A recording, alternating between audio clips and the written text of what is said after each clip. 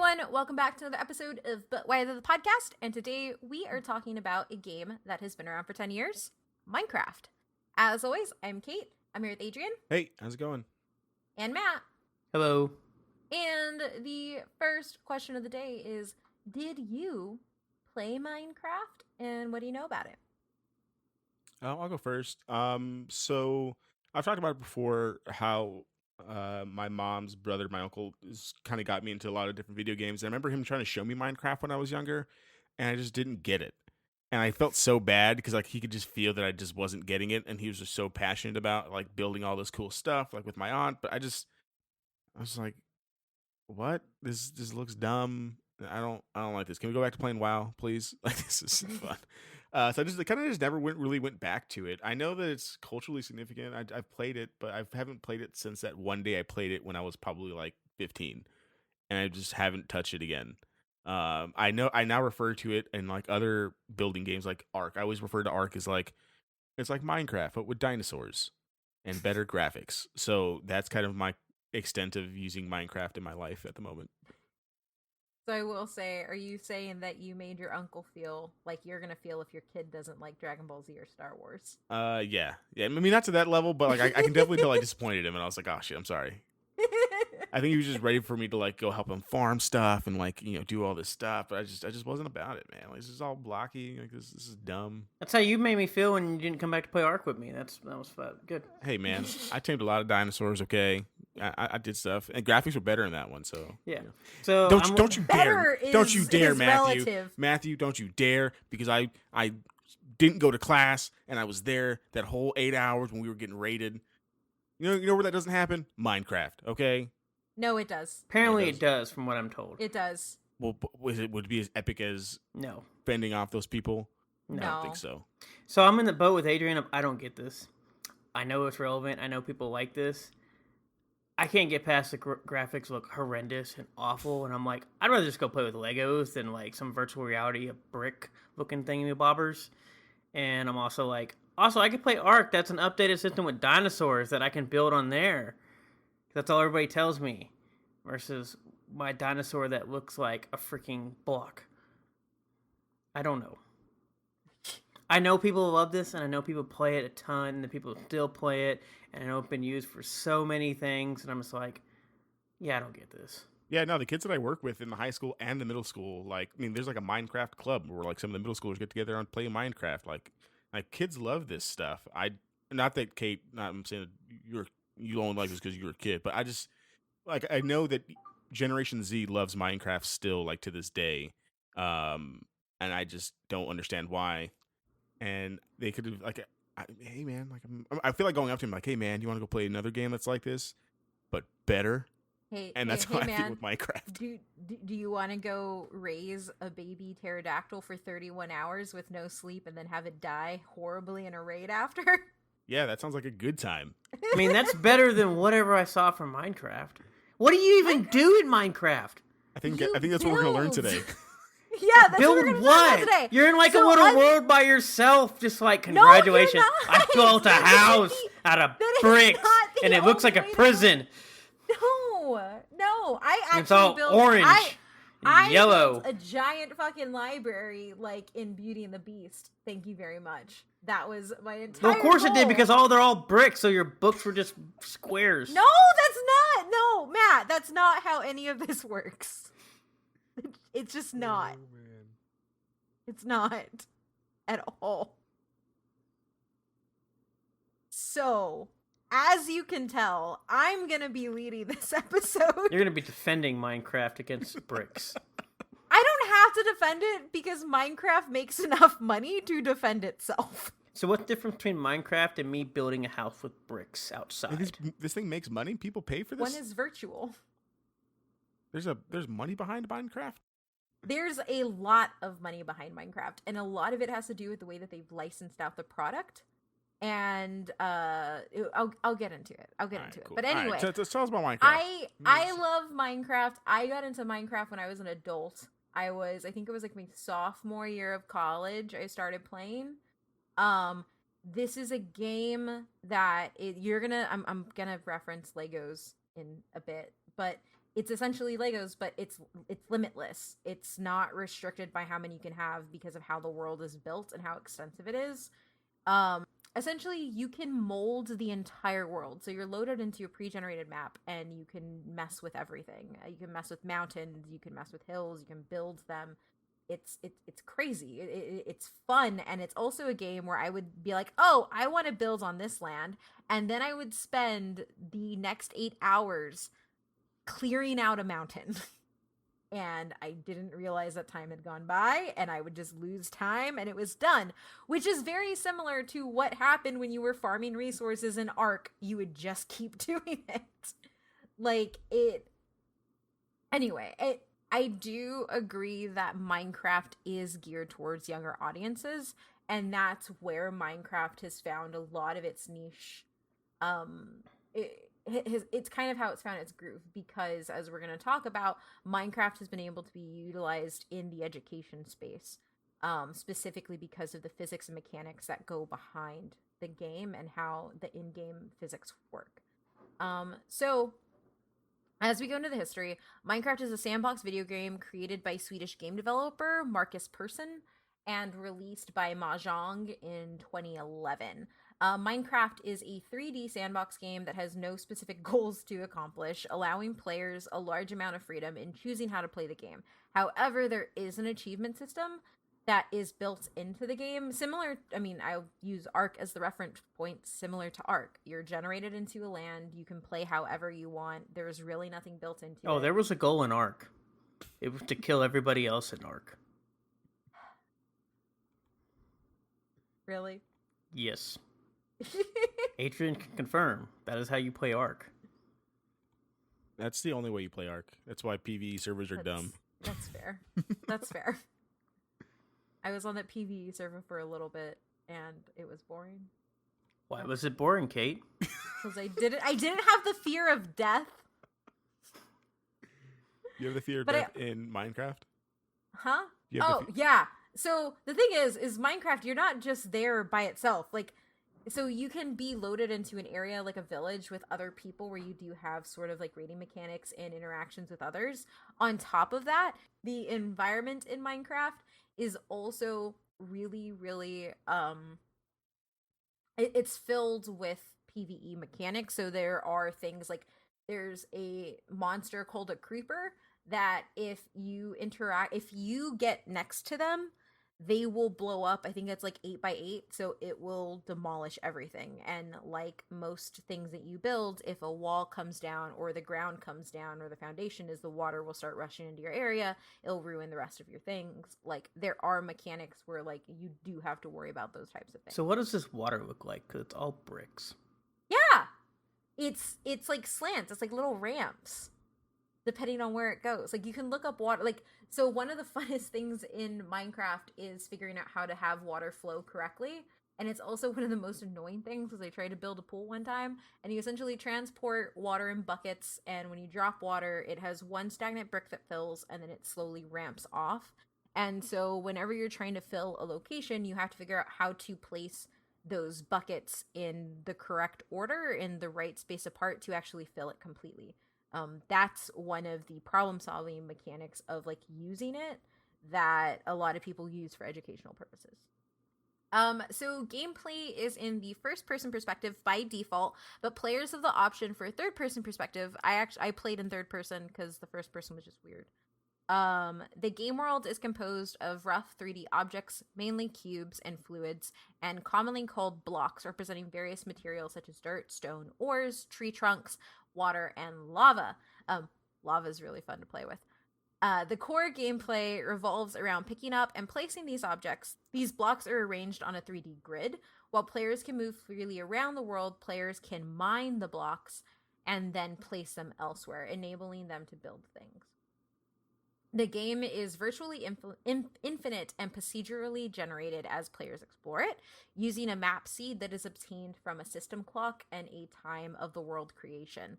And you can also manually specify it by players in the same way that the map is kind of procedurally generated in Ark. That's how the system is too. You have to explore the world to unlock the places, and it's a very rudimentary system, so it's really hard to read. I also could not read the map in Minecraft the way I could not read the map in Ark. That was one of the disappointing things when, like, I've liked maps like this in general. That was one of the disappointing things when, like, Bethesda went away from that with, like, some of, like, Oblivion and Skyrim. I think Skyrim, they kind of went a little bit back, but a lot of it was, like, you have the entire map. Here you go. Versus, like, you have to actually explore to see what's on the map. Yeah. It's a really, like, that exploration mechanic is actually really fun, and that's one of the things that really keeps you engrossed in Minecraft, especially because while there are limits on vertical movement, so you can have your person fly or build up, but there is a cap on how much you can build up. There isn't a cap on how much you can build or walk on the horizontal plane. Due to technical problems when extremely distant locations are reached, however, there is a barrier preventing players from traversing to locations beyond 30 million blocks. But it's it's essentially infinite. But when it comes to mapping and everything, they do it by biomes because the world of Minecraft is broken into biomes, which is really cool. Which Ark is essentially like Minecraft, just not Adrian, blocks. do you know what a biome is?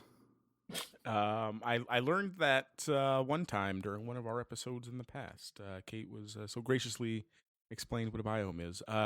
Kate, would you like to explain what a biome is for our listeners who might not know what that is? And by listeners, I mean not me, because I know what a biome is. She's actually looking up. She's Googling how to explain a biome. I am, because I don't want to do this. I don't want to do this because I said one thing. Essentially, biomes are, by the Google definition, a large naturally occurring community of flora and fauna occupying a major habitat. So are they like pretty like basic biomes in this game? Like they're extremely basic. They're just like grass versus grass, like cold, mountain. hot. Cool. Yeah, that type of stuff. The cool thing as well is you can actually go down. So you have a base world, and then you can go, like, there's an entire underworld type thing. So I can journey to the center of the earth. Yes. Okay. You said there's a limit on going up. Is there a limit to going down? So the game defines it as no, there isn't a limit to going down, especially because there's uses of portals that you can do as well. But in playing it, there are definitely limits to going down in certain areas because they do use bedrock. And the reason they use bedrock that you can't go down on is to make it harder to build. So if you're trying to dig out an area and you hit bedrock, you now have to adjust to the bedrock that you've hit. But it's not limited in the same space as, like, it just stops you. As you go up top, it's just kind of like another layer of the world that's built into it. And it's actually really cool because you end up, as you dig down, you can actually find different types of caverns and, like, lava, different types of creatures, different types of resources. So the game defines it as infinite going down. But when you actually use it, there are mechanics in the game that do stop you by using bedrock in certain locations. It's just a different type of mechanic, as like hitting a ceiling, essentially. Because it's different in every space. But it's really fun when you find those places. It's also not fun when you dig too far down and lava comes into your house and it all burns down because there are fire mechanics. And it sucks. If you have a fire too close to a ceiling, so you have to have a certain block distance, your house will catch fire. And it's not fun. Yeah, that's cool. Ark didn't have that. It's not fun at all. So in that way, resources can only be used in certain places. So the game achieves the infinite horizontal planes by splitting the world data into smaller sections called chunks that are only created or loaded when players are nearby. This is kind of the system that a lot of, like, large server-based games have started to do or have done to, like, make larger worlds. But this does come into some loading issues. When you start hitting those kind of thresholds. But it's not terrible. Every game really implements them. So the world is divided into biomes ranging from deserts to jungles to snowfields. The terrain includes plains, mountains, forests, caves, and various lava and water bodies. The in-game time system follows a day and night cycle, and one full cycle lasts 20 real minutes. The day and night cycles are actually really important because at nighttime, a whole bunch of really crappy villains or like environmental hazards come out. So you have Endermen who will take you and transport you away. Very similar to as you guys play in Ark. If you die somewhere else, you will lose all of your stuff, and you have to spawn where your spawn is set up. So an Enderman taking you and transmitting you somewhere else is terrible, especially if you're playing on a game system that has a survival mode enabled and isn't based on just kind of a creative mode. But creative mode usually doesn't have. You can turn these things on and off in the game and kind of define how you're going to play too. And then you also have creepers, which are probably the most iconic of the adversaries in Minecraft that also come out at night. And then you also have zombies, which are all cool to play against. And this goes into essentially players encounter various types of non-player characters as mobs, such as animals, villagers, and hostile creatures. And I defined the hostile creatures. And the cool thing is a lot of those are burned by the sun. So like zombies, skeletons, you can also drown them. And then you have the creature, the creeper, which I explained, the Enderman, which just really, the other thing that they can do is they can also pick up a block that you have in your area and transport it somewhere else. So they can like essentially deconstruct everything that you've done when you start messing with them, which really sucks. And then you have like the passive mobs, which you just hunt for food or crafting materials. So cows, pigs, chickens, and they spawn in the daytime. And that's opposite to the darker mobs spawning at night or in caves. Many commentators have described the game's physics as unrealistic because liquids continuously flow for a limited horizontal distance from source blocks, which is what I talked about with the water. But even though those are unrealistic, you can build complex systems using primitive mechanical devices, electrical circuits, logic gates, that kind of stuff.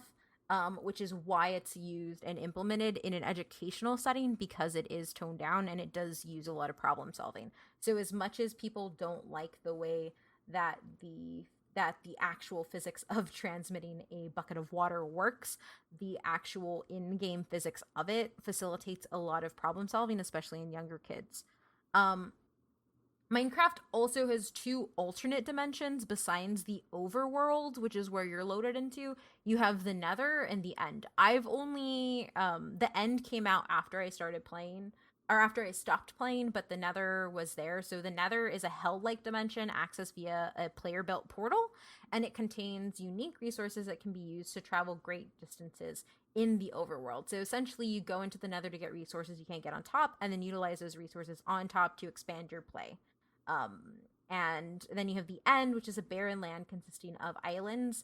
A boss dragon called the Ender Dragon dwells on the main island, and killing the dragon cues the game's ending credits and a poem written by Irish novelist Julian Gough.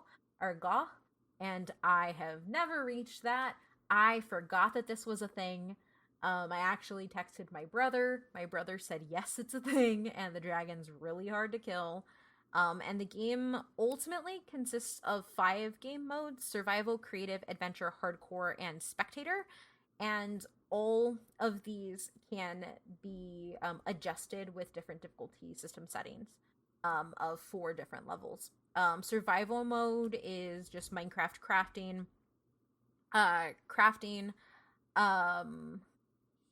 Yeah, so you just gather natural resources such as wood and stone, and then you also have to maintain your health. You have to maintain your food. You have to maintain your water. Typical survivor mode. Hardcore mode is a survival mode variant that is locked on the hardest setting with permadeath, with no respawn. And it permanently deletes everything if you die. I played hardcore one time and lost like 9 hours worth of 9 hours worth of work, and I didn't play it again. Creative mode, it is essentially having a PvE mode where nothing really is bad and everything is unlimited, or like a personal run server. you do whatever the hell you want, and you have unlimited amounts of everything. Adventure mode was added to Minecraft in version 1.3, and it's designed specifically so that players can experience a user-crafted custom maps and adventures. Gameplay is similar to survival mode, but introduces various player restrictions which can be applied to the game world by the creator of the map. So essentially, in the same way that you can host your own ARK servers, you can create maps for people to drop in and drop out of. And this is kind of just letting people come into your world. And in adventure mode, you force players to obtain required items and experience adventures in the way that the map maker intended. So one of the really cool things that happens in Minecraft is almost all of the DLC is user generated content, and as most of these are. Yeah. It's all user-generated content, and then any sort of like market system is all built to just trade stuff that people have made. And then, of course, there's Spectator Mode, and Spectator Mode allows players to fly around through blocks and watch gameplay directly interacting. In this mode, instead of having an inventory, players have the ability to teleport to other players.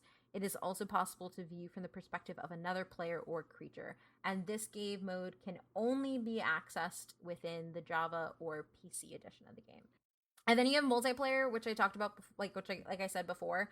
It's available through direct game-to-game multiplayer, LAN play, local split screen, and then you can also have the server hosting, a lot similar to ARK.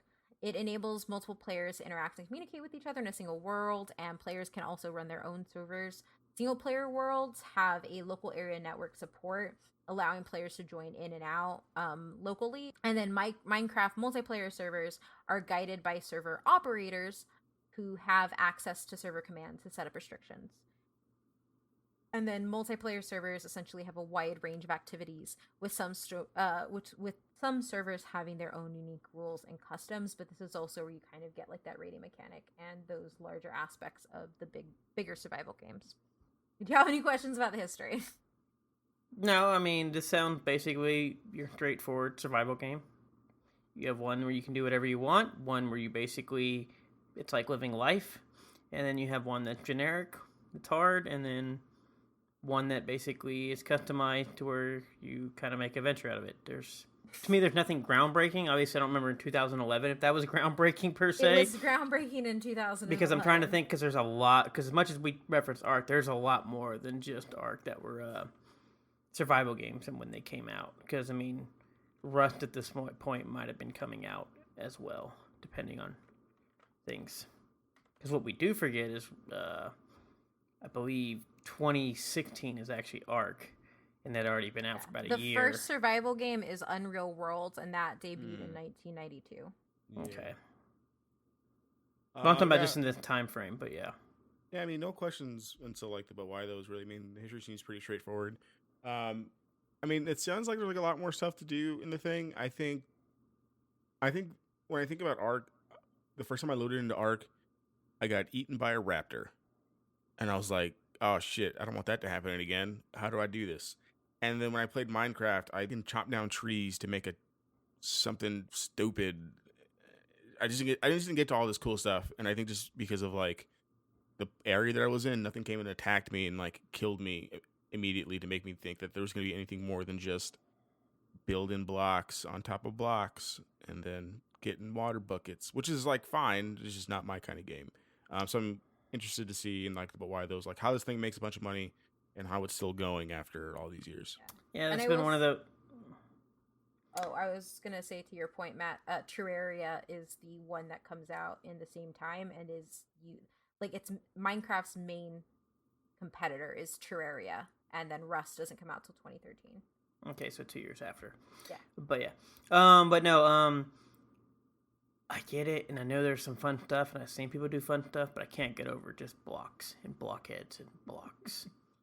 I mean, that's why, it took me a couple of years to play it. Like, I think I started playing this in 2013. But they're blocks. Sophomore or junior year. Yeah, it just reminded me of Legos, and I also didn't want to play it because of how it looked. And then I actually started playing it, and I got fairly addicted.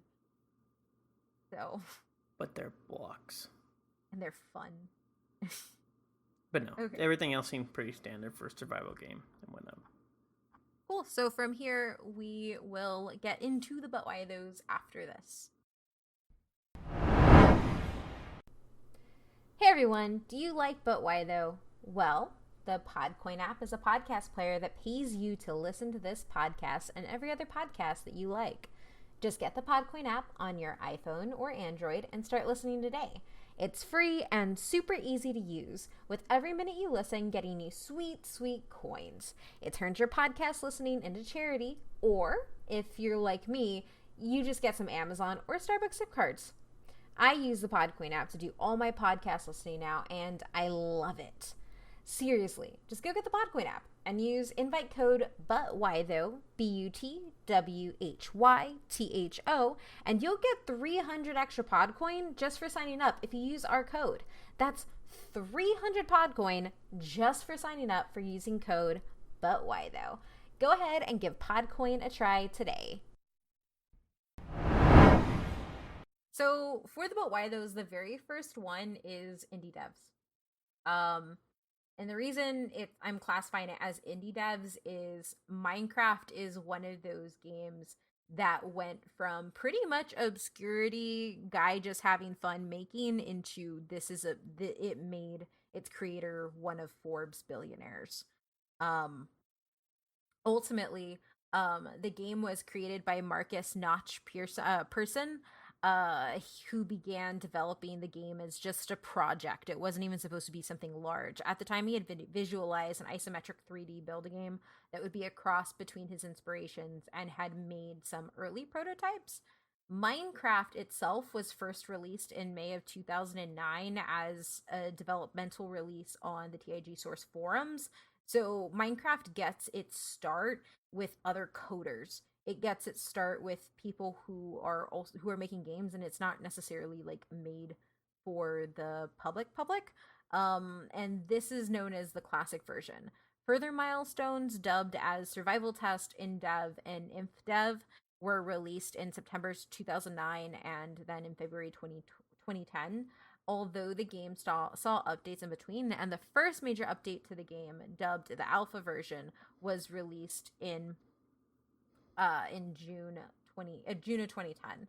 Although Person maintained a day job at Jalbum.net, which is a big Swedish company, at first he later quit in order to work on Minecraft full-time as sales of the alpha version of the game expanded. Person continued to update the game with releases distributed to users automatically. These updates included new items, new blocks, new mobs, survival mode, and changes to the game's behavior, specifically the in-game physics and how water flows. To bank the development of Minecraft, Person set up a video game company, Mahjong, with the money earned from the game initially.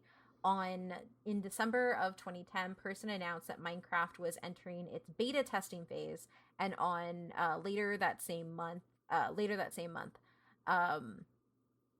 he further stated that bug fixes and all updates leading up to and including the release would still be free.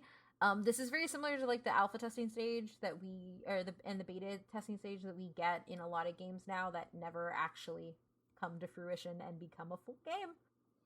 Ark, anymore? A, Ark is a full game, but B, after how many years? Well, I mean, I don't even know if Rust is actually a full game yet, but a lot of these games you do have to pay for though for these phases, and that's been the weird like give and take that we've kind of talked about. Of like, I love early release games because one, they're cheap, and I know they're going to keep adding new content, and most of the time you get all that free for sure. But I'm also kind of like, we've led to this whole point of like, now people just throw half a game out there, charge you some money, and like, we'll eventually, hopefully, put it all together. Yeah. And if not, oh well, that's what you understood when you gave us your money in the first place. Yeah. So it's nice getting these $20 games, and sometimes they do end up coming all full circle and really, because I mean, much as we make fun of like Ark thing, we got our money's worth for what we paid, for sure. Oh yeah. But there's also like other games that just never end up coming out, and then there's, yeah. And then like I said, then we have other games like even like Fallout 76, which came out last year, which is literally was essentially an early access game that they charged you full price for, and was basically garbage with bugs when it first out. And now, I mean, I'm pretty sure they fixed a lot of the stuff, but it's one of those you might as well basically release an early access game, Yeah. but you didn't call it that. Yeah. So, but I also think that this also explains, because like when I said the launch date or the actual date that it came out was in 2011, that doesn't make the game 10 years old. But when you actually start it from its development cycle and alpha testing stage, it started in 2009. And because this was actually run by, at least from what I understand from Minecraft, the fact that it had so much success in the forums and within this smaller community that made it like a niche kind of like cult type thing is one of the reasons why it is stated as starting in 2009 as opposed to its wide release in 2011, which is when Mahjong moves it out of beta. Yeah, which is kind of like why we brought up the early access of like a lot of people don't realize, which we kind of get a better, we kind of know now because now people are charging for those. And for basically now we've moved forward to 10 years later of in 2019 this beta stage people charge you $20 for and you can play that thing. Versus here you had versions and people just don't know that a lot of games, like as much we bring up art, like I said, it had been on the PC for over probably about a year or so before we even got it to when we started playing it. Yeah. And same with a lot of the now we basically you have this stage of early access that happens, and then you get the port over to a console, which is usually about a year or so later, and then usually you got about another year or two, depending on your date, of then it's actually possibly a full-fledged, quote-unquote, release finished game. And like most releases of something to a wide audience, Minecraft ended up going through a crap ton of issues with server stability. And in February of 2012, Mahjong announced that they had actually hired the developers of the popular server platform CraftBucket to improve Minecraft support and support of server modifications. This acquisition also included Mahjong apparently taking full ownership of CraftBucket modification, so mods, although the validity of this claim has been questioned due to its status as an open source project for many contributors. Although it's licensed under GNU General Public License and Lesser General Public License. So one of the cool things within coding and game development is a lot of these things run off of what's called open source, and open sourcing a project means that you have the general public being able to contribute to what it is versus having it being developer built. So if I wanted to contribute to an open source project, I do not have to be an employee of that thing. A closed source project is a company only running it through its employees. Which is why when we go to server games or survival games and a lot of this stuff with these types of things and these mod things where we ran into issues now of basically like for the bringing up Ark again of say Ark ran into a lot of stuff. All of their actual new release content was literally something the mod did, and they were basically making money off basically what the general public has essentially made for them. Yes, and that's been a huge issue as well. And that's one of the biggest issues that happens when this next step in the journey of indie game to big game happens in 2014, which is when Microsoft bought Mahjong for $2.5 billion, along with the ownership of Minecraft as an IP. The deal was suggested by a person when he posted a tweet asking for somebody to buy his share of the game. Because at this point, Minecraft had been going through so many issues, and it was just because it became so popular and they didn't have a way to kind of deal with it. So every time Mahjong and person were fixing the game or working on bugs that were happening, he kept getting criticism, and at some point he just kind of was like, nope, not doing this anymore. And he tweeted out, anyone want to buy my share of Mahjong so I can move on with my life? Getting hate for trying to do the right thing is not my gig. So this guy became a billionaire by putting out a tweet. Can you tweet out, does anyone want to take, but why though? So we could get $2.5 billion. That's such an obscene amount of money. It's so much money. Why? Yep. Why did they do that? After arbitration, he became one of Forbes listed billionaires. That is actually insane for some blacks. Yep. That's crazy. Yep. I did not know that. I did not know that Microsoft bought it for that much money. That dude is chilling. Yep. So I knew that Microsoft had bought it for a lot of money, but I thought it was like 1 billion and maybe like something like that. I know it was 2.5 billion. Yeah. Because I knew it was a lot of money when this happened. And what happens after Microsoft buys it is licensing. Yes. And they license a crap ton of stuff. Yes. Like a metric crap ton of things get licensed after they own the IP. Which within the Minecraft community, at least from what my brother said, because my brother was like, this is like my brother's middle school and high school years have like just an obsession with Minecraft. It's something that is hated a lot of just a lot of the merchandising that's happened. It's kind of like the rift of like kind of like the rift of like hipster and popular. It's basically the sellout thing, yeah, basically for gaming. Essentially. Yeah. So one of the other but why those is user generated goodness. A wide variety of user generated DLC for Minecraft, such as mods, texture packs, and custom maps, exists and are available on the internet itself. But when you start looking at it, like modifications of Minecraft's code essentially change things from gameplay to blocks and mobs. So like you have everything, you have every piece of Minecraft that can be modded has been modded and is available for essentially getting. The modding community is responsible for the majority of them.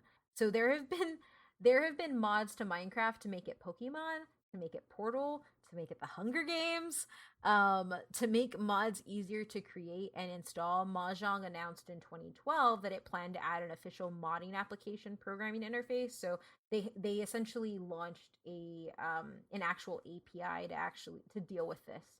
And one of the beauties of Minecraft and one of the reasons why people love it so much is it was a game that not only facilitated you to build inside, but it allowed you to build on top of it as a game itself. And it's also one of the reasons why it's been used to teach people to code, because it does have that ability to run a dedicated API for it. Texture packs that alter the game's textures and HUD are also available as created by the community. In 2013, texture packs were replaced with resource packs, which have the same role as texture packs, but also allow for customized audio. And the customized audio is when you hit when it's dark in the world. So when it's nighttime in Minecraft, when you're mining something, it sounds different than when you're mining a different block. So if you're going through a mountain area and you're mining stone, the moment you start hitting gold or silver, you'll hear a different an audible difference, and very, very noticeable.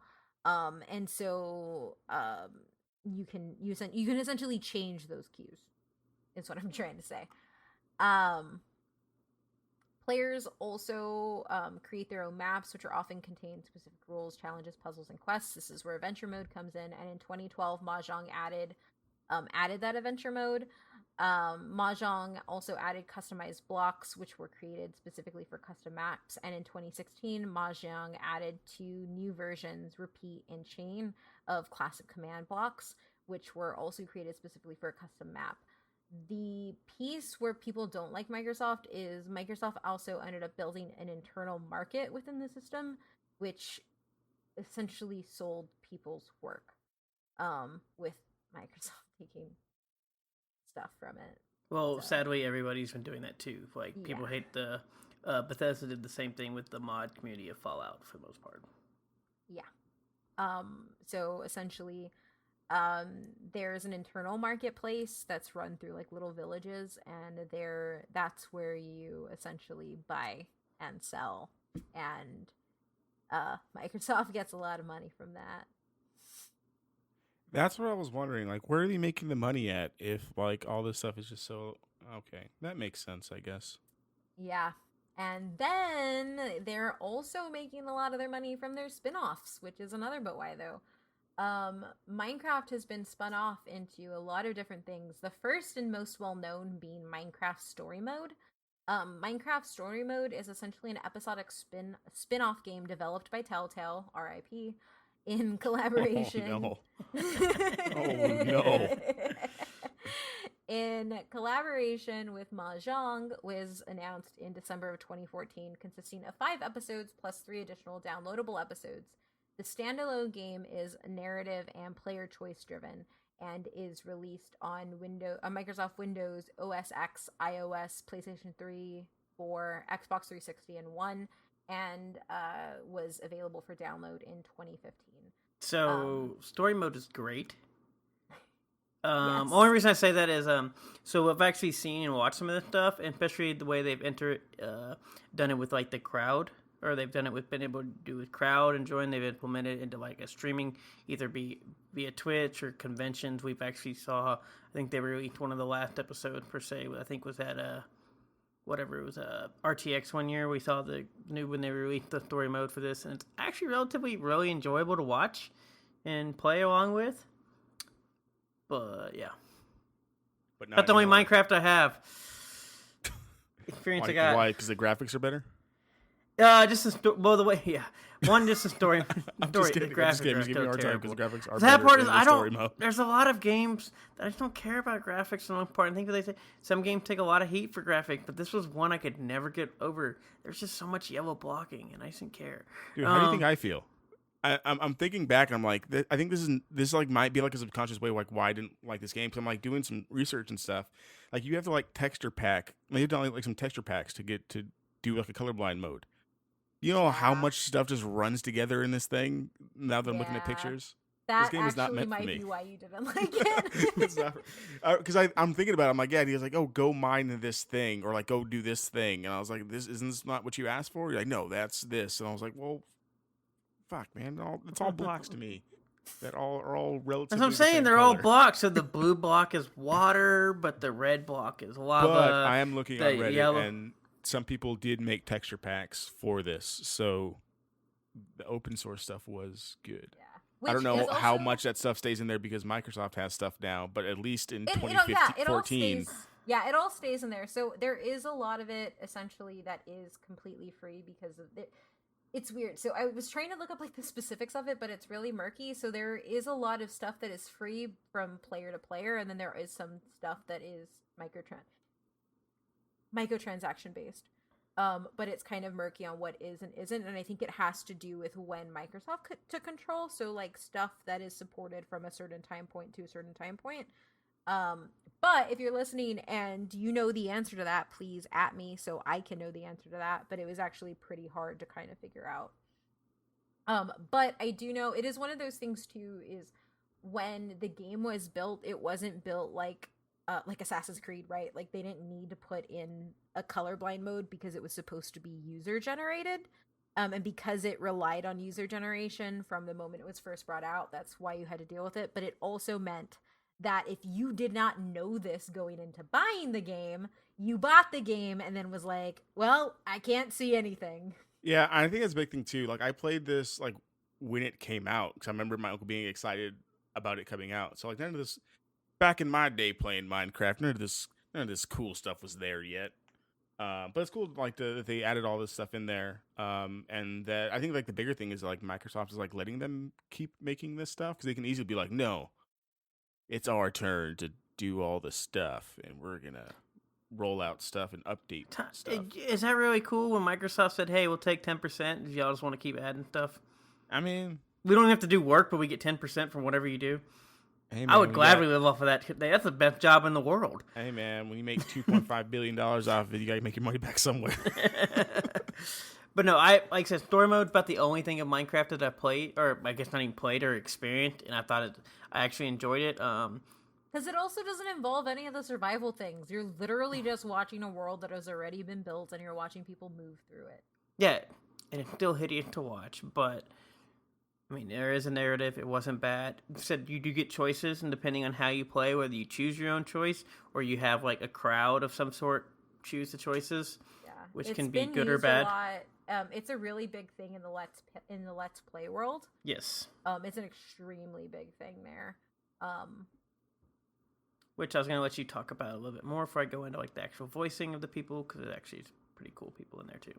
Yeah. So the Telltale, so the story mode has been utilized in community events, and Let's Play is like, it's essentially like streaming, but it's all community based. So there are entire communities based around Minecraft story mode.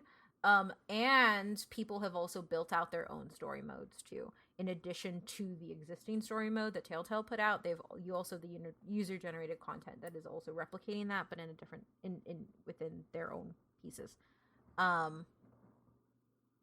Yeah, so the first trailer for story mode was released in 2015 at Minecon, which is the designated convention for Minecraft.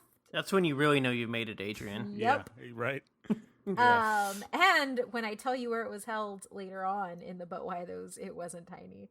And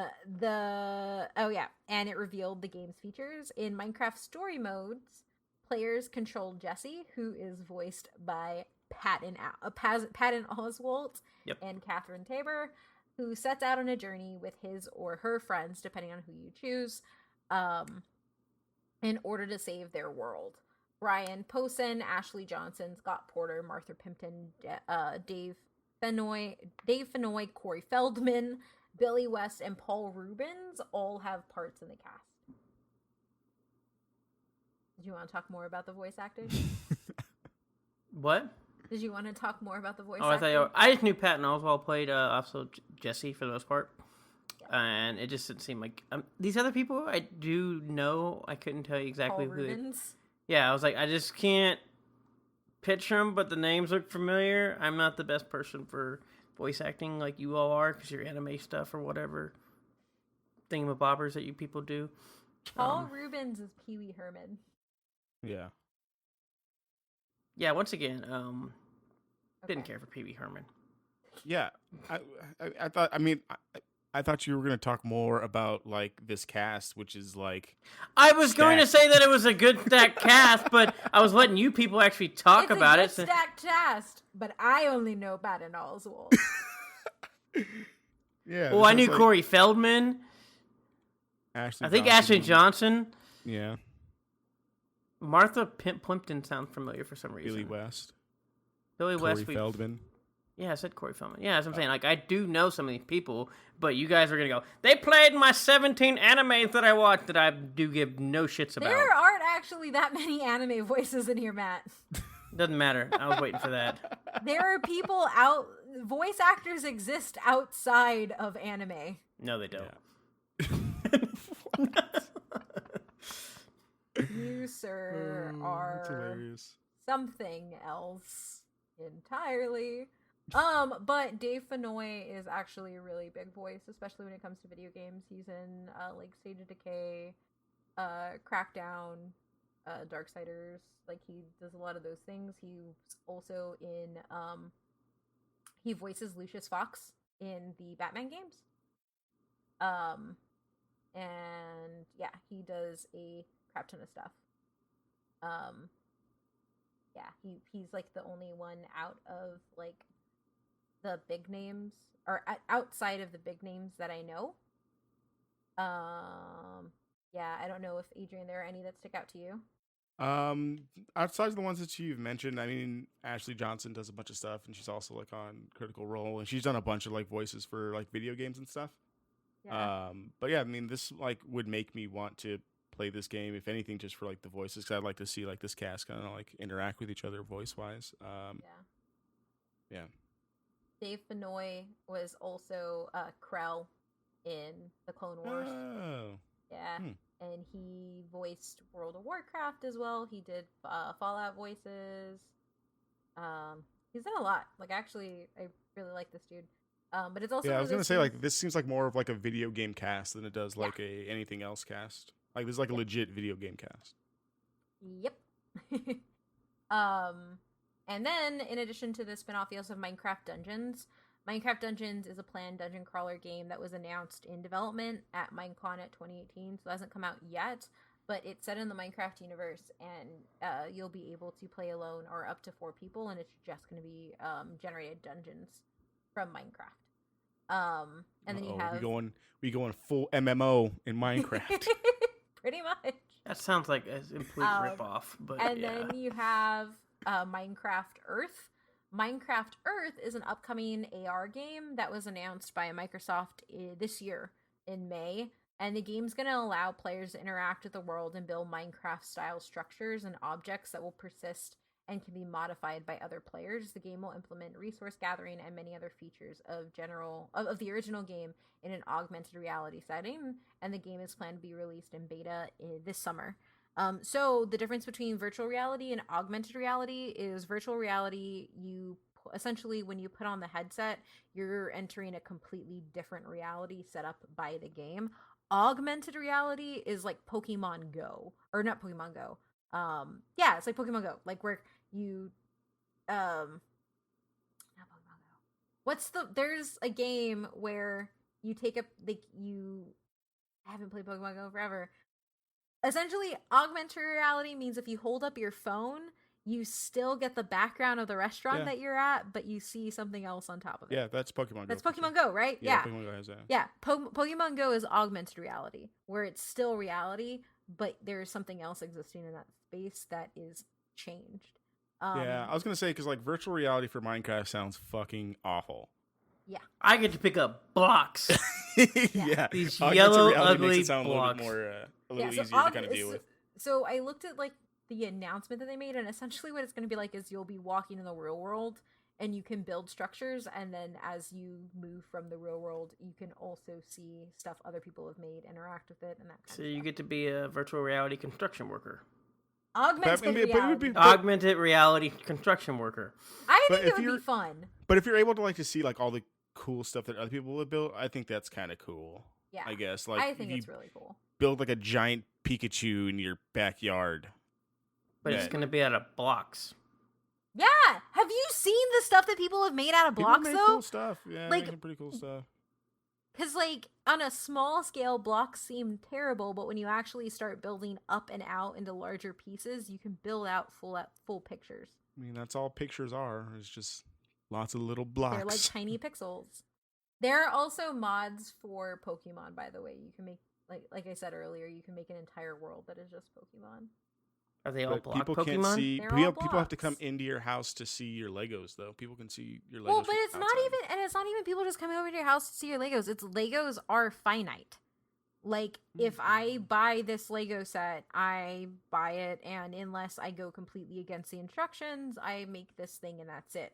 Even if I buy an entire free play Lego set of 1,000 blocks, that's all I have. When you're going to Minecraft, you actually have unlimited resources and unlimited space. It's called being resourceful. No, Matt. Because we have a finite amount of resources. No. I mean, it's free to play. I'll download it. I'll mess with it. See what happens. Like, there is a difference. Like, yeah, I love Legos, but this is essentially Legos in a different form, in that you can just keep building and it doesn't stop. Like, you can actually make complex circuit systems, and and I think what's the name of that? There's an actual name for the experiments where you like drop a ball on something and it triggers everything else. You know what I'm I hate talking those about? things. Those things look so cool, but those things are just so. Mousetrap. It's called Mousetrap. that's the shortened game version of it. Anyway, you can build those in Minecraft. Like, there's essentially. I watched somebody build it outside too. You can pull up videos of doing it outside too, and you can do that from your phone. What I think is like super important when you think about like all the stuff that you're saying, you can't.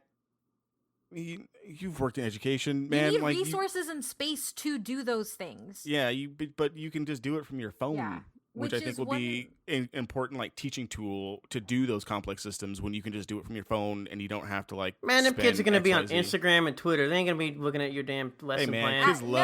Kids love Minecraft. I don't think you're underestimating how much they love Minecraft. One of the biggest one of the lines of revenue for Microsoft is actually through education. So they have Minecraft Education Edition, and the difference between Minecraft Education Edition and regular Minecraft is you can actually save stuff as projects and upload them into cloud-based things so that you can actually be graded on them. And the reason this is really good is especially for schools that either don't have the resources to fund full areas or if you're trying to explain complex systems without the space to do it, you can do that within the world.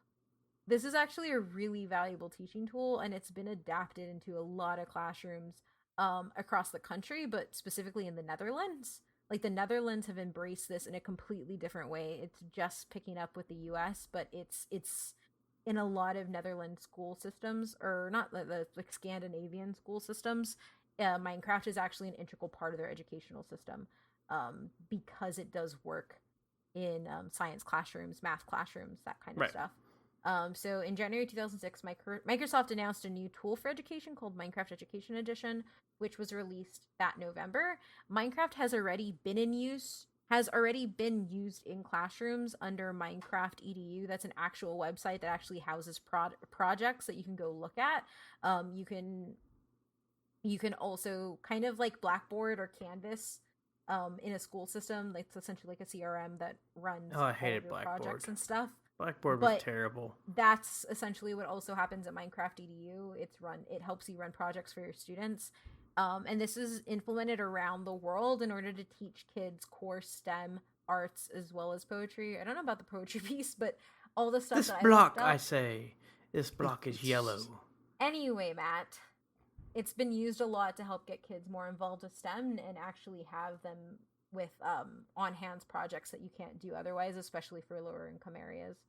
Um, Minecraft Education Edition is designed specifically for classroom use, and the Education Edition gives teachers tools, like I said, that they need to use Minecraft on an everyday basis.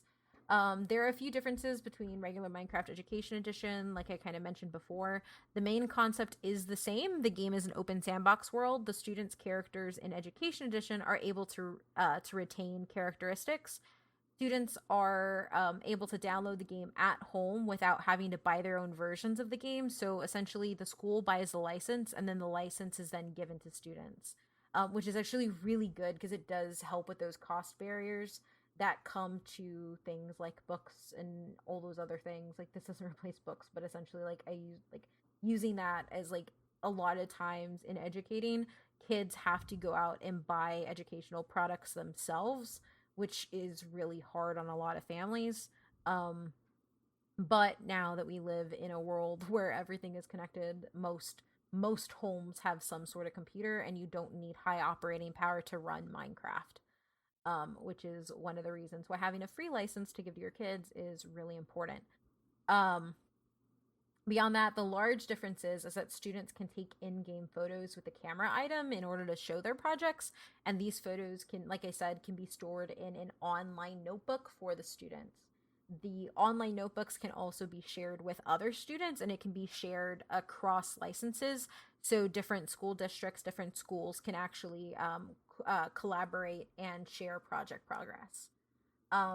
Using Users who play the Bedrock or Crossplay Edition can activate Education Edition features in the option section of the game. So there are different versions of the game that exist. I didn't really go into them there because there are a lot. Like, there are different types of versions for different types of operating systems. Different types of, like, if you're a modder, if you make mods, you use a different version of Minecraft than the person who plays on their Xbox. That type of stuff. The main thing that Minecraft facilitates, and it's actually really similar to what we covered in our Lego episode. It facilitates collaboration, problem solving, science, architecture, and engineering. The largest areas of the world that embrace it is specifically the Netherlands, as well as other Scandinavian countries. Which, to that I say, if Scandinavians are using it, that usually means it's a very good educational tool. Because they have a really high standard for education in those countries. You're saying that we don't have a high standard here? We don't put any money into our education system to have a high standard because a lot of teachers are just doing what they can to get by. But the good thing about moving towards more technology in the classroom and embracing it is it allows you to do more with less.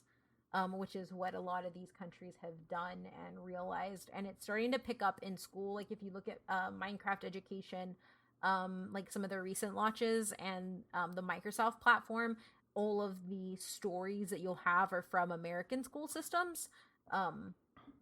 to showcase how they've been doing it. Because surprise, surprise, there is a larger barrier in the U.S. to make a case for having video games in your classroom.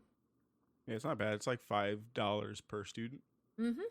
so it's not bad at all. And look at they provide like all like the training resources. Yep. Because the thing that I was worried about is like, well, what happens when you have teachers who don't know how these things work or didn't play Minecraft?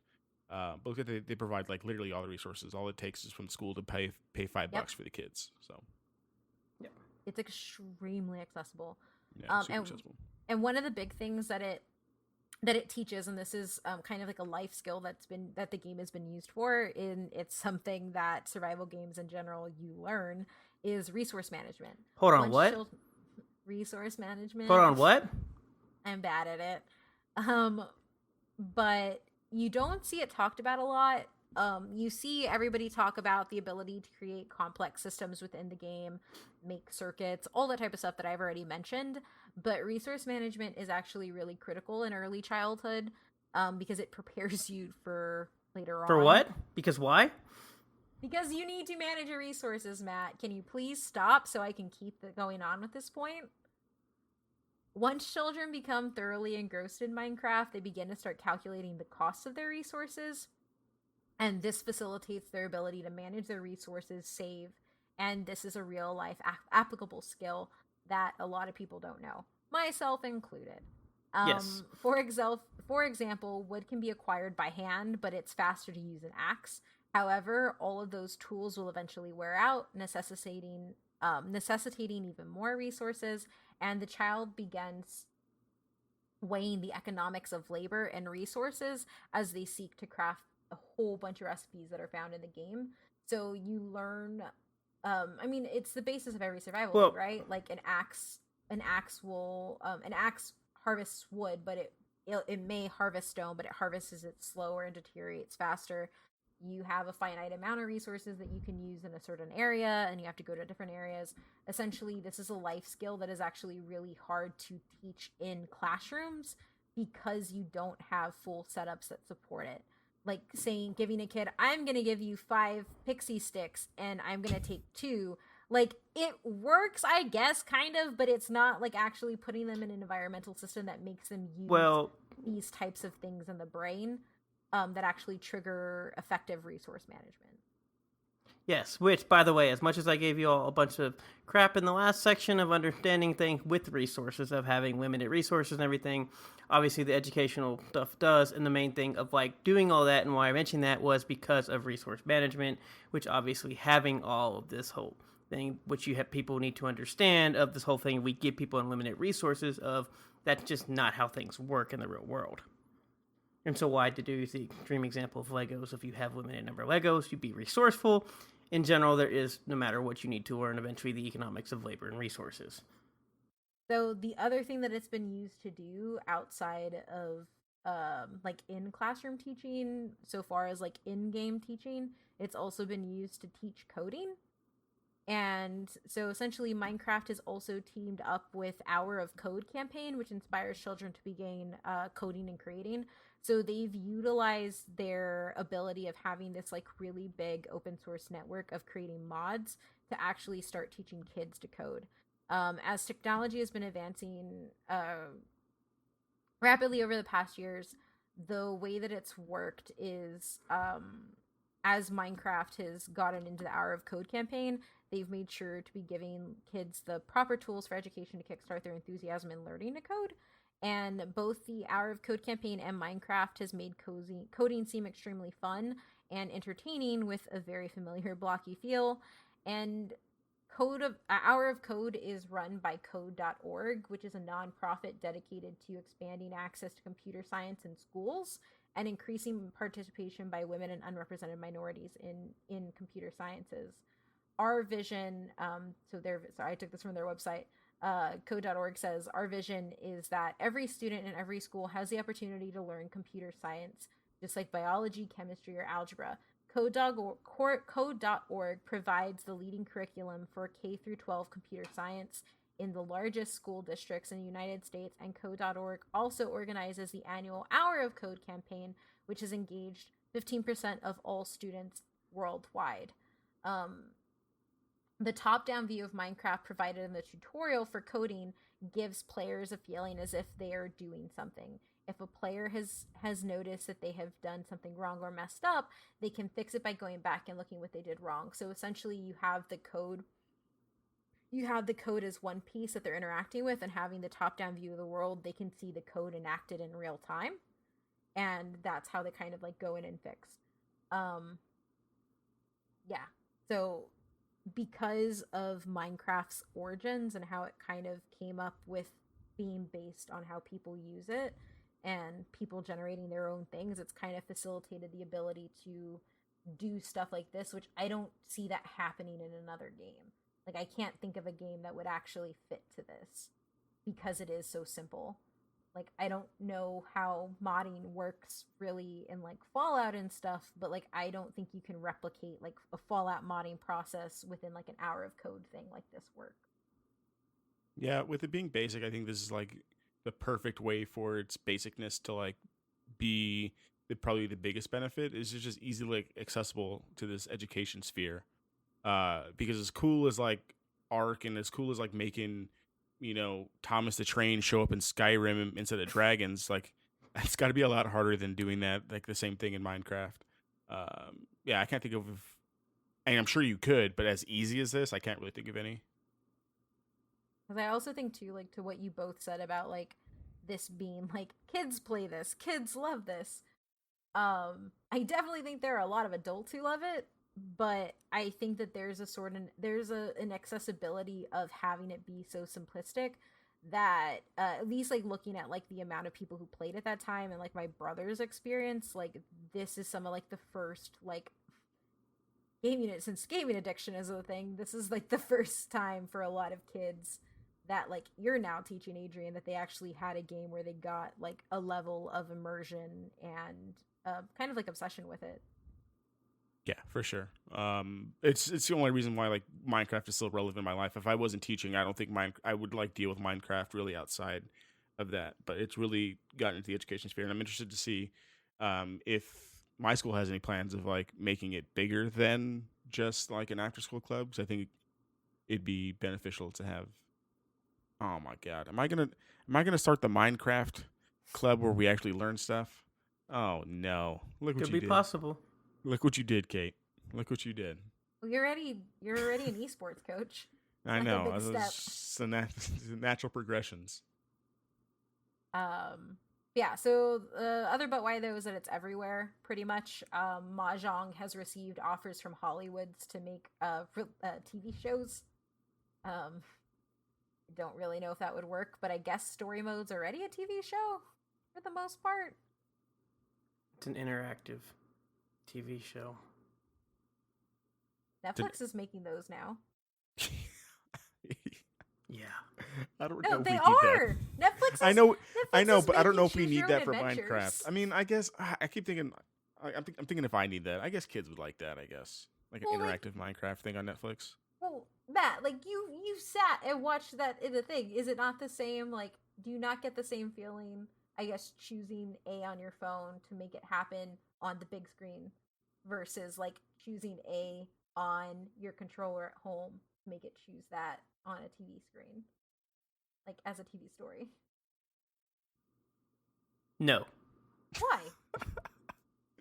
I'm not gonna lie. I did the Bear Grylls one for like an episode, and I kind of did like making Bear Grylls like go swim in the ocean, like instead of like walking on like the land or something stupid. So I guess all right, I'm with it. So why is it different? One, most of those things that you're talking about and refer to are usually in a crowd of people, and so it makes it actually a vote system of interaction between large amounts of people, or even like far as let's play. That's like you doing with like lots of people versus me sitting in my home. It's like when I think like Goosebumps tried to introduce those books for a while, like a long time ago. Yeah. Did you like that? Did you like going from page 3 to never mind, go to page 47, No, go back to page 7, go page to 38? I liked choose your own adventure books. Those were fun. I didn't like it when it did Goosebumps because they were stupid. Oh, but what's the difference, Kate? The adventure books, like the actual like choose your own adventure books, like it was really cool. So it was really cool when I would read like the Nancy Drew type books that were choose your own adventure. It was like the something treehouse, and essentially you were like solving a mystery. And so like having to choose your own adventure when you're solving a mystery with those books was awesome. But also, now that I'm remembering the treehouse books that we did do in class, and we chose them as a class. I don't think I read them by myself. Thank you. They're great to do in crowds. They're great to do at conventions. They're great to do when you're streaming with people. That's why people love Jackbox. Nobody wants to do this shit by themselves. Adrian just said he likes putting barrels in the water. He also I said did that with Stefani, so it's technically not by myself. Like, I'm not going to stop this recording and like go play by myself. That seems kind of weird. Like, it's fun when you're doing it with somebody else. Matt's right.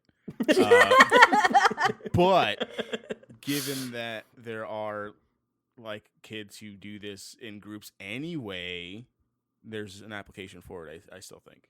I'm just don't. I'm just not gonna do it by myself. I'll do it on stream. How about that? if they come out with it for Netflix. So beyond that, there was supposed to be a Minecraft movie that was supposed to come out in May of 2019 from Warner Brothers. The creative people behind that movie ended up getting replaced, and so now it's scheduled to be released on March 4th in 2022. So it's like the Flash movie. It'll happen at some point. Got it. In addition to a documentary about the development of Mahjong and Minecraft that was released in 2012, Tilted Minecraft, The Story of Mahjong, was a film that was produced by Two Player Productions. And in 2014, an attempt to crowdfund a fan film through Kickstarter was shut down by Person because he didn't want them to have the license. Which is funny. I need another $2.5 billion before you use my stuff. The reason it's funny is there's a lot of fan-created graphic novels and single-issue comics that are made based on the way Minecraft is done. And those didn't get shut down. Only the film. And a lot of people have actually made films with Minecraft. Like, it's interesting. So, merchandise, the largest one that you probably see at every gaming convention that you go to is the prop diamond sword. It's the blue sword made out of the blocks. I hate that thing. That's Minecraft. I hate it. A lot of people know that. About to get real meta. There's a Lego set based on Minecraft called Lego Minecraft that was released in 2012. It's called Micro World. Really? And it's set around. You talk all this trash to me. No, I mean the trash is still there, but like they eventually made a Lego section, which I actually think is stupid and repetitive, and I don't know why they did it. Other than money. Apparently, it's not repetitive because when you bring up the Legos, there's a difference. There is no. It's the same concepts. One is just finite. I don't want to get the Legos for Minecraft when I have Minecraft as a game and I can do whatever I want with it. Resource management. Yes, that's why I've never played creative mode. Although you can fly in creative mode, which is actually kind of fun. Mahjong submitted the concept of Minecraft merchandise to LEGO in 2011, and it took about a year for them to make their actual sets. And then there are 2 more sets that were released in 2013 based on the Nether and Village areas of the game that were released in, like I said, 2013, and a 4th Micro World set based on the End came out in 2014. Mahjong also collaborates with Jinx, which, if you're a gamer, you know. Jinx is that the pretty clothing? Much, yep, the clothing and accessories.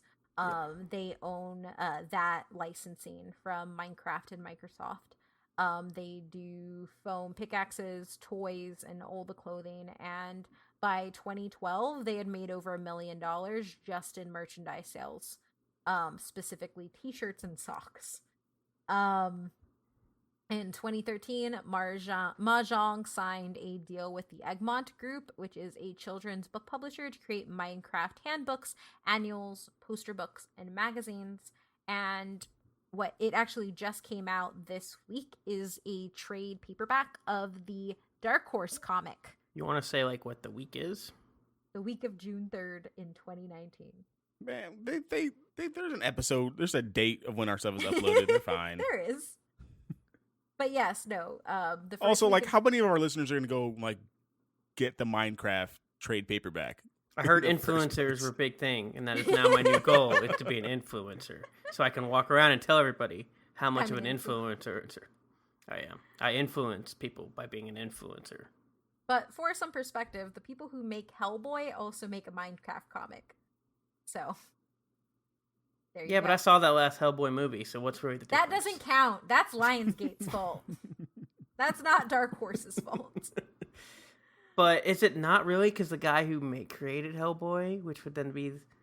Anyway, Minecraft has been referenced. So pop culture wise, that's also a bit why though, because Minecraft has been referenced in other video games such as RuneScape, Torchlight 2, Borderlands 2, Choplifter HD, Super Meat Boy, The Elder Scrolls Skyrim, The Binding of Isaac, The Stanley Parable, and FTL Faster Than Light. It was also referenced by EDM artist Deadmau5 in his performances. A simulation of the game was featured in Lady Gaga's Guy music video. The game is also referenced in Informative Murder Porn, the second episode of the 17th season of the animated television series South Park. Lucas, the 17th episode of the 25th season of the animated series The Simpsons, was inspired by Minecraft, and person responded by tweeting, "I'm not sure how I feel about it," in response to the Simpsons episode. So he was okay with the South Park one, but I that believe Simpson so. one. Yeah, don't understand why. I haven't seen either episode, so I don't know. I do actually want to see the South Park Minecraft episode just because of how they did Make Love Not Warcraft. So that is a great episode. That's it definitely is an top. amazing That is episode. definitely top 5 episodes for me. So I do actually really want to see how they did the Minecraft stuff. And then of course, that's the one where instead of like watching like the first 48 on TV, all the parents are playing Minecraft and like killing each other in the thing, and everyone's like freaking like, "Oh, they murdered her," but like Stan's dad just killed like Stan's mom like in the game, but they're making it seem like it's actually they killed him in real life. It's a pretty good episode. I It's solid. actually want to see that. That sounds really good. Yeah, no, it's a pretty solid episode for sure. Okay, I need to watch that. Okay. Anyway, the last but why though is they have their own damn convention. Minecon is the official convention dedicated to Minecraft. The first one was held at Mandalay Bay Hotel and Casino in Las Vegas. So don't ever tell me this is a kid thing ever again. Once you hit Vegas, the whole kid thing thrown out the window. I'm sorry. I mean, you all kept saying that it was a kid's thing. I did not actually say it was a kid thing. Adrian said it was a kid thing. Show me the demographics of the thing, and let's go look at like. How many kids are even allowed in Mandalay Bay Hotel and Casino? I've been to Mandalay Bay as a kid. I've been in there. While I finish this point, Adrian, look up the demographics. I mean, the demographics is obviously kids. Anyway, one, they're going to skew for the education thing, and two, they're going to skew because they can handle the yellow blocks. So the con took place in November of 2011, and all of the 4,500 tickets sold for Minecon 2011 were sold out by October 31st. The event included the official launch of Minecraft, keynote speeches, including one by person, building and costume contests, Minecrafting breakout classes, exhibits by leading gaming and Minecraft-related companies, commemorative merchandise, and autographing pictures with Mahjong employees and well-known contributors to the Minecraft community. The reason I really want to point out the fact that they had a convention in Mandalay Bay in Las Vegas that sold out 4,500 tickets before this game came out of beta. These are people all just people wanted to go who to played Vegas it in alpha and beta. So this isn't even Minecon at its full form. So time out, how many kids are actually playing this in beta then? Oh, I actually think it starts off as an adult thing. Yeah, because I was like, one, you have Vegas and casino, and then two, if you're going beforehand, there's no way people are doing any. Yeah, no. It may have transpired into a kid game, but Yes. that based on that, there's no way in hell that was a kid game. no, it's essentially gone to a kid. Which, by the way, game. we'll see when you talk about all the other locations that it totally went to a kid game. Yes. So after Minecon, there was an Into the Nether after party with Deadmau5. There. Free codes were given to every attending of Minecon that unlocked alpha versions of Mahjong Scrolls, as well as an additional non-Mahjong game called Cobalt, developed by Onyx Game Studios. Similar events occurred in Minecon 2012, which took place in Disney Paris in November. Disneyland Paris. Disneyland Paris. The tickets for 2012 events sold out in less than 2 hours. Minecon 2013 was held in Orlando. Minecraft 2015 was held in London. Minecon 2016 was held in Anaheim. And Minecon 2017 was held as a live stream instead of being held at a show floor, which is really weird that they went to that. But they titled it Minecon Earth, and it was streamed in November. Do we have any numbers or tickets? That's all I Because had. Blizzard did that a year ago with the whole live stream, and people actually pay for that. That's like weird to me. Yeah, they've been doing that for the last couple of years. I can't really find any information on like who goes to this thing. All I can see is that like 2017 had 12,000 people in Anaheim, which is a lot of people.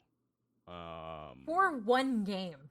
At least BlizzCon is an umbrella of games. Yeah, and I'm looking at some of the pictures. It looks like they have like a lot of interactive stuff. So I'm pretty sure these people just went to pay to go to like a Minecraft to go play Minecraft. Basically, it looks like as of 2018, Minecraft had over 91 monthly players.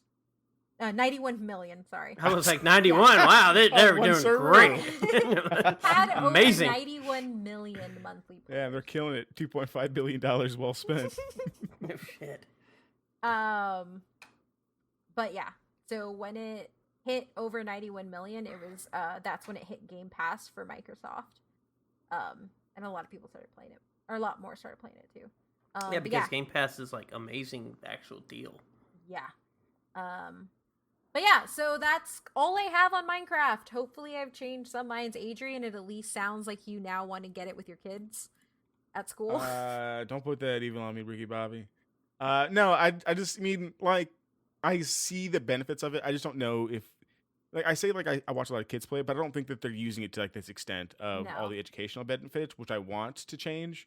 If they're going to be playing this, I want them doing more than just, like, oh, let's go mine some diamonds, is what they always say. And especially because you're using high school kids, because resource management is kind of really important for those kids. Yeah. So we'll see what happens. I mean, I learned a whole bunch. I did not know that this thing made this much money. And if I see another diamond pickaxe at a convention, I'm gonna throw it out the window. But yeah, I learned a lot. I don't know if I'll ever play it, like, but I learned a lot about the whole thing. The thing that I'm not liking about this is that it makes me want to go back and play Ark, which I don't want. So it's just there's a lot of mixed feelings going on at the end of this episode for me. Matt? One, I'm never going to play this. I've tried. I've looked at it. I thought about it. It's just not going to happen. I can't get past the yellow bricks. I'm sorry. It just looks so hideous. But no, I did know for the most part, obviously I learned quite a bit, but I did know also knew quite a bit. The coding part, I didn't really know the extent of teaching in that. I did know that they used it in classrooms as far as like other types of projects and everything. Just basically it's a easier, more accessible version to like basic architectural design, 3D architectural design. No, I see why people use it. Resource management does need to be taught again. I think both of you were terrible at it. I don't know what happened in your high schools. Maybe it's that 90s thing. What? You don't know my life. You don't know my life, Matt. Don't you put that evil on me. You want me to talk to your wife? But either way. But no, I think resource management is a thing that is severely lacking with people. I know there's a lot of things that people, sadly, is not in control of where it's not their fault, but I do think people don't know how to manage resources for a lot of things. Yeah, it's not my fault. It's not our fault, Kate. That's all I ever hear. It's out of our control. So it's good. We're fine. It's one of those with them pixie sticks. I'm sorry. Sometimes maybe you need to think. If you only got 2 damn pixie sticks, don't try to do things with 3 pixie sticks. Don't tell 3 people you're going to give it to them. But no, yeah, overall it's good. I see why people use it. I think from educational standpoint, it'd definitely be something that I would have liked to enjoy. All I've learned from these Lego and other thing is we were born in the wrong time. We were! Which... Do you really want to be born at a time other than the time we're already in? Well, that's fair. Well, I mean, That's I don't fair, know. but I mean, from an education standpoint. From education standpoint, yeah.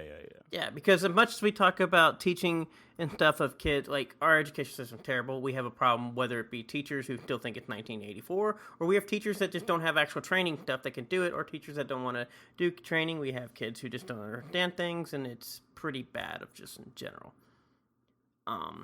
Why we make the joke about it, because if you look up all the ratings of STEM, we are pretty bad and low, especially for the... We're extremely low. For being a country of our size and industrialization, our STEM is trash.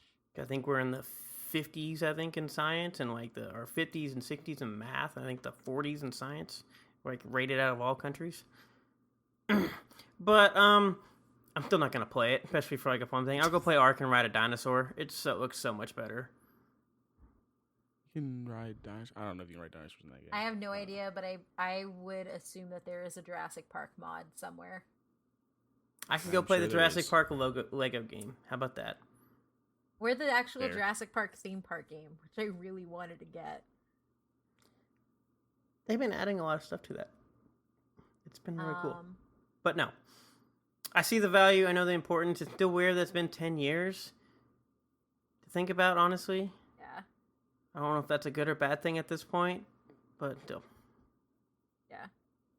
I think ultimately, for me, one of the things that I didn't know before I did the notes was all of the educational aspects, but it tracks with kind of how we talked about Legos and everything. So I think that if Minecraft can be that piece that really pushes more use of video games in the classroom, like I'm all for it. Because we have so much technology now that we need to move out of just using like limited and expensive resources like books and stuff into a more technological area, but that requires... Does that mean we can sell all of our books? No! No, Matt, I like my 4 bookshelves. All you do is it's a lot of weight, a lot of dead trees. I don't have to buy books augmented anymore. reality, you'd be fine. Yeah. But yeah, so that's all we had. If you played Minecraft, let us know, or let us know if you missed stuff. I'm sure I missed stuff. This is like this was way more than I thought one game was gonna have, so far as information. So I'm sure I missed things. Let us know. You can follow us at ButWhyThoughPC on all of our social media handles, and you can specifically support us more by heading over to patreon.com/ButWhyThoughPC. We do really cool things like watch movies and rant about why Rotten Tomatoes sucks about said movies for whatever you want us to do at the $10 level of our Patreon.